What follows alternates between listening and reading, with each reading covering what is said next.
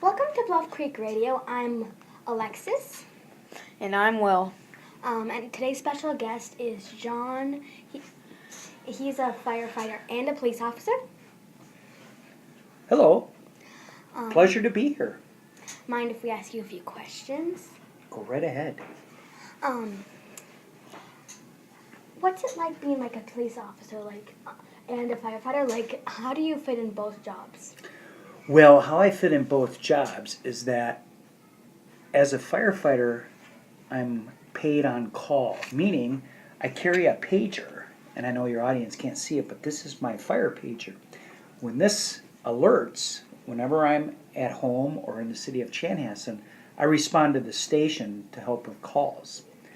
Now, as a police officer, that's my full-time job, and what I do there is I'm on a set schedule as a police officer, and I work hours of 6 a.m. to 3 p.m., and on days that I'm scheduled to be a police officer, I just go into the city of Minneapolis, which is where I work, and when I'm in Minneapolis, I'm a police officer. So when I'm in Chanhassen, I'm a firefighter. So it's easily manageable. How do you think that Minneapolis is on the rate, first, second, third on the crime rate? Oh, on the crime rate? Well, we're doing the best we can to keep the crime rate down. But being that it's just a big city in the state of Minnesota and in the Midwest, call-wise and crime rate-wise, we're probably one of the busiest in the state, probably next to St. Paul. But in comparison to the Midwest, we're probably right behind Chicago, which is obviously a bigger city, and their crime rate is higher because there's more people in Chicago. But being that Minneapolis is a big city and there's lots of people that live there, we tend to get more crimes, and we get a lot busier with call load for police response. What part of the police work do you do? Do you do dog watch, regular police work, or are you a guard? Well, I am in the canine unit right now, so I work with a patrol dog who's also a bomb dog.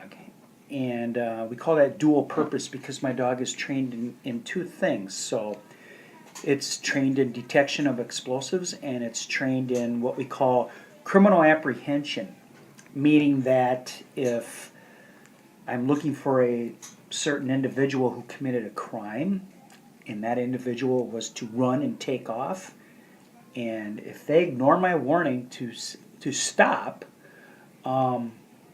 I can utilize my dog to apprehend them. And being that the dog is a very good tool in police work because the dog is fast, and usually when the dog's barking and is really excited, some criminals will surrender to the police officers because they don't want to get bit by the dog, which is what we don't want to do. But pretty much what the dog is used for is the dog is a locating tool because dogs have very sensitive noses. So we utilize the dog's nose to help us find criminals, and that helps us out in making an arrest. Away from the police work, what is an interesting story you've done as a firefighter? I would say there's two interesting stories that really stick to my mind in doing my job as a firefighter. First one was I rescued two people that were caught in the flooded river of the Minnesota River. We had a lot of rain and the Minnesota River flooded, and two boys decided they tried to cross the river and they got caught in the current, and they were stranded on some sticks, and I put on a bunch of ropes and a life vest, and I waded myself out there to try to rescue them. And it took us about 2 hours to get them back to shore. That would be one memory that I have. And then probably the other one would be I delivered two babies. And that was very interesting and also very rewarding, seeing a baby being delivered. That was quite the moment. Okay, have you ever gotten injured with both of your jobs? Yes, as a firefighter, I did get caught in a fire where I did burn my shoulder.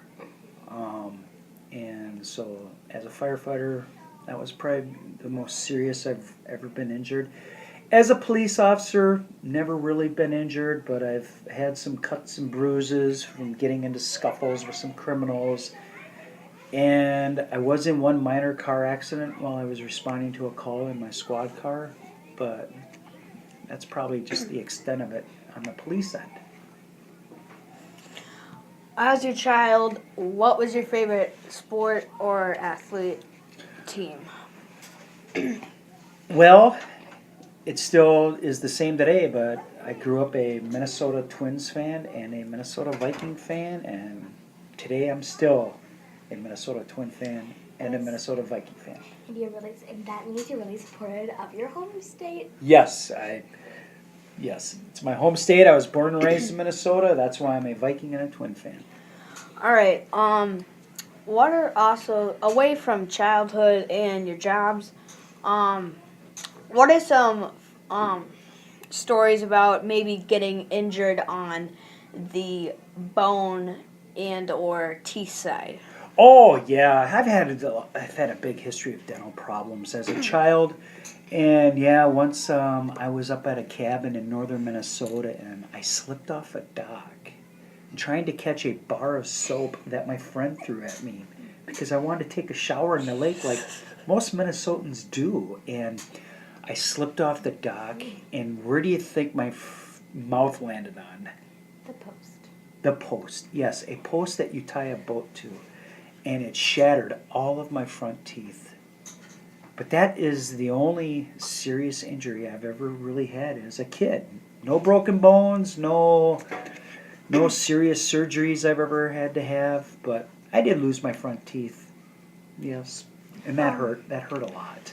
That sounds painful, but have you ever saved anyone have you ever saved anything that wasn't like a human? Like, have you saved any pets, maybe? Pets? Oh yeah. Been to a couple of house fires, and let's see, we saved a cat, and we saved a snake.